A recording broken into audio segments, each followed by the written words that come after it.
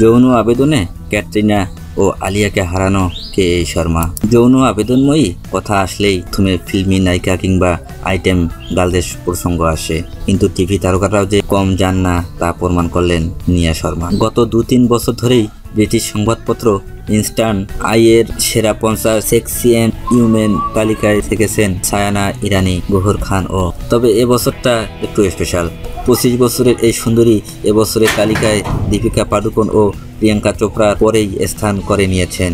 সবচেয়ে বড় কথা, পেছন ফেলে দিয়েছেন ক্যাটরিনা কাইফ ও আলিয়া ভাটকে। এবছরের তালিকায় আলিয়া রয়েছেন 5ম স্থানে, তবে এরও অনেকটা নিচে দিকে রয়েছেন ক্যাটরিনা কাইফ।